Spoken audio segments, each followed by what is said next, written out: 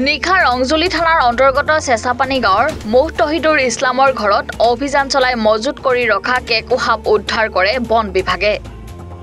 বন বিভাগে কেকু সাপডাল জব্দ কৰাৰ লগতে তহিদুৰ ইছলামক গ্ৰেপ্তাৰ কৰে আৰু ঘৰৰ পৰা দৰং জিলাৰ ঢিং থানাৰ অন্তৰ্গত যোগীপাৰা গাঁৱৰ মুহ ৰছিদ আলীকো গ্ৰেপ্তাৰ কৰে। জব্দকৃত কেকু সাপডালৰ ওজন 225 গ্ৰাম। আনুমানিক বজাৰ মূল্য প্ৰায় 1 লাখ টকা হ'ব বুলি বন বিষয়াই জানিবলৈ দিয়ে। কেকু সাপডাল মেঘালয়ৰ লোকে বিক্ৰীৰ বাবে দি যোৱা বুলি জানিবলৈ দিয়াৰ লগতে দৰং জিলাৰ ভিতৰ ৰছিদ আলীৰ আলহীৰ ঘৰলৈহে অহা বুলি দাবী কৰে।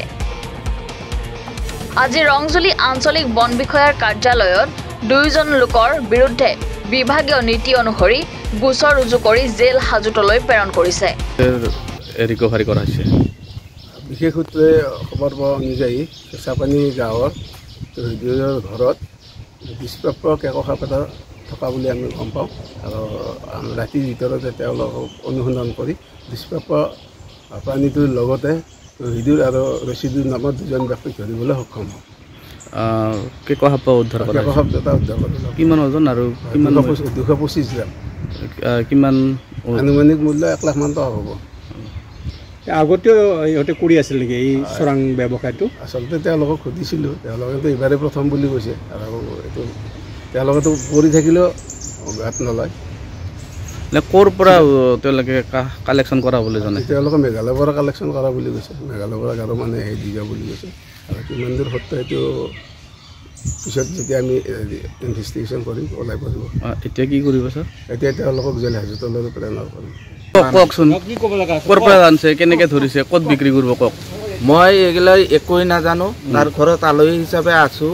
মোৰ টোপনিৰ পৰা উঠাই আনিছে। মই এইটো বস্তু চিনিও নাপাওঁ, জানিও নাপাওঁ। আনিছে, এতিয়া মোক চালান কৰি আছে। এইখিনি কি হয় আপোনাৰ? কি ৰিলেশ্যন কি হয় আপোনাৰ? আচ্ছা, আপুনি ক'ৰ পৰা আনিছে কওকচোন। ঘৰৰ পৰা আনা নাই, মোক দি গৈছে গাৰৈ। ক'ৰ পৰা? মেঘালয়ৰ পৰা। কিয় দি গৈছে? তাৰমানে তামোল বিজনেছ কৰোঁ তো, তামোল বিজনেছ কৰোঁতে ক'লে এইটো পৰা যদি মই কালিৰ সন্ধিয়াত আহিছোঁ, এইটো হিচাপত দি গৈছে। আচ্ছা, কেতিয়া ৰাখিছে এইটো? 2 দিনমান হ'ল। কি কি কৈছে? এইবিলাক খোৱা চোৱা এইবিলাক নাজানে। এনেকৈ আছে, নোখোৱাকৈ আছে ইমান দিন? যদি বিক্ৰী কৰিব দিছিল নেকি? কৈছে আৰু যদি পাৰা তোমাৰ যদি কাষ্টমাৰ পৰা যদি বিক্ৰী কৰিব পোৱা বিক্ৰী কৰাই দিবি। কাষ্টমাৰ পাইছিলে নে? নাই, পোৱা নাই, এনে আছে। এওঁ আপোনাৰ লগত নাই বুলি কৈ আছে হয় না? নাই, সঁচা আলহী খাব আহিছে। আচ্ছা আচ্ছা, মানে আপোনাৰ লগতে তেওঁকো এৰেষ্ট কৰিল। দুধনৈৰ পৰা নৱজিত ৰাভা ৰিপৰ্ট, এনি ভাৰত 24।